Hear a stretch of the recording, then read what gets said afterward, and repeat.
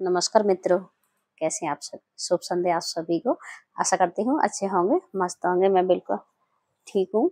बस थोड़ा सा मौसम जब चेंज होता है तो ये परिवर्तन तो सभी पर हावी हो ही जाता है कि थोड़ा बहुत तो तबीयत डाउन हो ही जाती है। कोई बात नहीं, ये तो सब चलता रहता है। लेकिन अब त्योहार पे त्योहार आते जा रहे हैं, पर्व हैं, हमारे हिंदू रीति रिवाज हैं, परंपराएं हैं।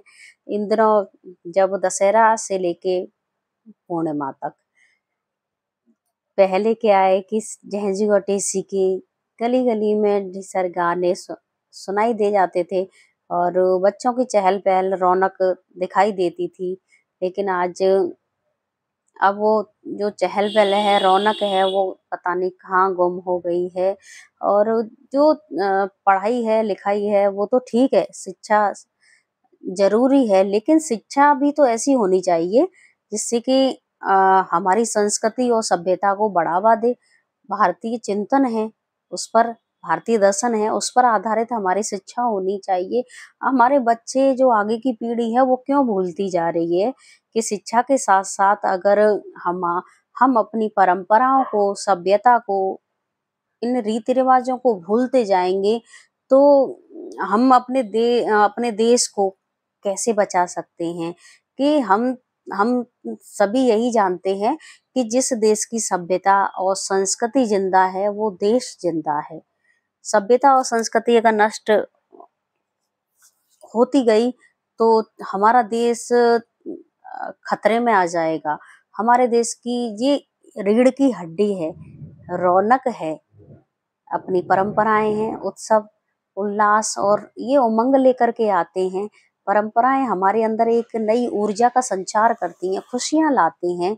और जो हमारे वर्षों की जो विरासत है उसको हम बनाए रखते हैं, उसको जीवित रखते हैं और आगे की पीढ़ी को उसको स्थानांतरित करते रहते हैं इन्हीं माध्यमों से।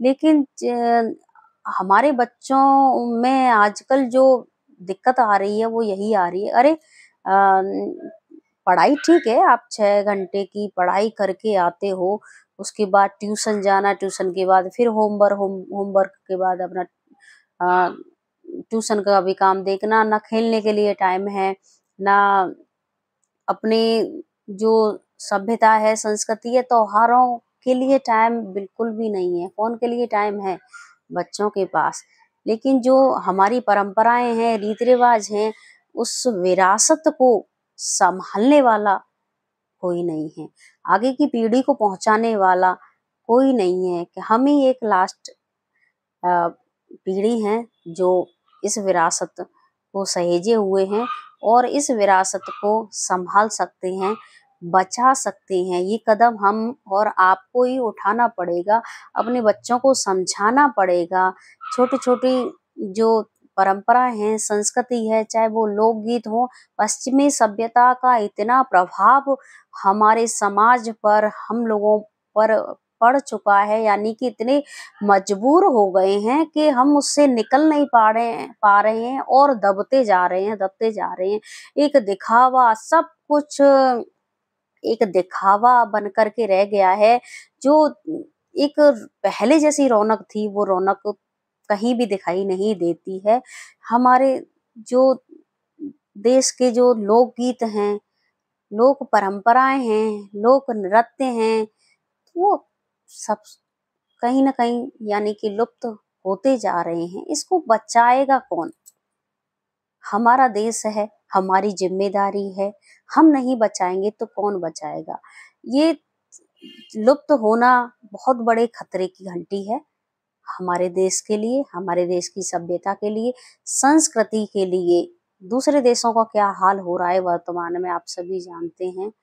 लेकिन हमारा देश सुरक्षित रहे, मजबूत रहे, संगठित रहे तो अपनी संस्कृति को, अपनी सभ्यता को बचाना होगा। अपने बच्चों में वो संस्कार विकसित करने होंगे जिससे कि वो आगे की पीढ़ी को अपने सभ्यता और संस्कारों को पहुंचा सकें। पढ़ाई के साथ साथ, शिक्षा के साथ साथ उनको नैतिक ज्ञान भी देना होगा, उनको अपनी परंपराओं से परिचित कराना होगा। पढ़ाई का टाइम टेबल निश्चित होता है और होने भी दीजिए, लेकिन उसके साथ-साथ अपने साथ उनको उनके बारे में बताइए, समझाइए। उनको बड़े रुचिपूर्ण तरीके से कहानियों के माध्यम से किसी भी तरह से उनमें अपने जो अपनी जो संस्कृति है वो हमारा स्वाभिमान है, हमारा अभिमान है हमारी संस्कृति, जो पूरे विश्व में ऐसी संस्कृति हमारे देश की संस्कृति कहीं भी नहीं होगी। और पूरे विश्व में अपनी संस्कृति का प्रचार प्रसार करना, उसको बढ़ावा देना हमारा फर्ज भी नहीं, पूरा कर्तव्य है और उत्तरदायित्व भी है। इस संस्कृति को बचाए रखना, हम अपनी संस्कृति को जानेंगे, आगे की पीढ़ी तक पहुंचाएंगे, जन जन तक पहुंचाएंगे, पूरे विश्व में उसकी चमक फैलाएंगे। ये हमारा जो दृढ़ संकल्प है वो होना चाहिए। तो आज हम ठानते हैं, और संस्कृति संस्कारों से बनती है। हमारी सभ्यता और संस्कृति की जो पहचान है वो बनी रहनी चाहिए। बनी कब रहेगी? जब हम सब मिल कर के अपनी सभ्यता और संस्कृति को बचाएंगे, उसका प्रचार प्रसार करेंगे। कि बच्चों में एक ऐसी भावना हो गई है कि जो रीति रिवाज और परंपराओं को निभाते हैं वो गंवार हैं, वो नहीं जानते हैं, वो पढ़े लिखे है ही नहीं। जबकि सच बात तो ये है कि जो अपनी संस्कृति और सभ्यता को निभाना अपनी अपना वो समझते हैं कि नहीं हम ज्यादा पढ़े लिखे हैं, तो वो वास्तव में मूर्ख वही लोग हैं जो अपनी सभ्यता और संस्कृति को निभाना अपना एक ये समझते हैं कि नहीं, हम अगर अपनी संस्कृति और सभ्यता, अपनी परंपराओं और रीति रिवाजों को निभाएंगे तो हम पढ़े लिखे नहीं हैं, हम गंवारों में शामिल हो जाएंगे। लेकिन वास्तविकता ये है कि जो अपनी संस्कृति से परिचित नहीं है, अपनी सभ्यता से परिचित नहीं है, अपने रीति रिवाजों से परिचित नहीं है, अपने जो त्योहार हैं, अपने पर्व हैं, उनसे परिचित नहीं है, वास्तव में वो अशिक्षित हैं। क्योंकि संस्कृति हमारे देश की संस्कारों से विकसित हुई है, और हमारे देश की जो सभ्यता है, संस्कृति है, तो उसका तो जो हजारों सालों का इतिहास रहा है कि पूरी दुनिया नतमस्तक है हमारे देश की संस्कृति के सामने, सभ्यता के सामने। तो ये खतरे में है। मुझे जब मैं चिंतन करने बैठती हूँ तो बड़ा दुख होता है कि जो गलियों में जो चहल पहल होती थी, नित नए लोक गीतों सुनाए जाते थे, वो आजकल विलुप्त तो होते जा रहे हैं। एक दिन की शादियां हो गई हैं। शादियां टूटने का सबसे बड़ा मकसद तो यही है कि कोई जो अपनी जो परंपराएं थी, रीति रिवाज से जो 3 दिन, 7 दिन, 5 दिन, 9 दिन और 11 दिन में जो संपन्न हो पाते थे, तसल्ली से एक रौनक बनी रहती थी। पूजा पाठ अपने बड़े बुजुर्गों का सबको साथ लेकर के जो जो परंपराएं निभाई जाती थी, वो एक दिन में कैसे संभव है? तो इसका ये परिणाम भी होता है कि शादियों का टूटना भी एक कारण है। सारे काम तरीके से होते हैं, एक दिन में तो वो संभव नहीं है। समय नहीं है लोगों के पास, हम जानते हैं, लेकिन समय तो निकालना पड़ेगा ना। तो आज के लिए बस इतना ही, काफी लंबा हो जाएगा। तो बस आपको ये जो वीडियो है वो कैसा लगा? अपनी सभ्यता और संस्कृति, थोड़ा चिंता का विषय तो है ही, मुझे लगा कि मैं आप लोगों को शेयर करूं, अपनी मन की बात अपनी यूट्यूब फैमिली को बताऊं, और आप मेरा परिवार हो और आपको मैं शेयर करती रहूंगी जो भी मेरे मन में चिंता है। चिंता का विषय यही था कि एक 5 दिन तक, 6 दिन तक जो गीत चहल पहल बच्चों की सुनाई देती थी, वो अब नहीं है। तो एक दुख फील होता है, मन में महसूस होता है कि बच्चे इतना कैसे भूलते जा रहे हैं। इसमें हम लोगों की भी तो कमी है।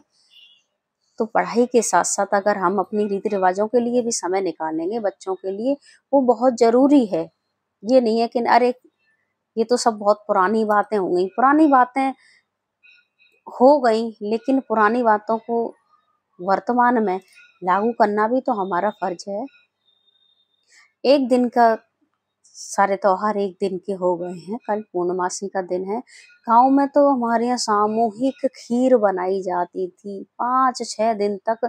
इतना शोर शराबा, अंधेरे में ही हम लोग क्या है कि झेंजी लेकर के जाते थे, टेसू लेकर के जाते थे। कभी किसी किसी झेंजी में बम वो रख दिया जा बम पटाखा रख दिया जाता था, उड़ा दी जाती थी।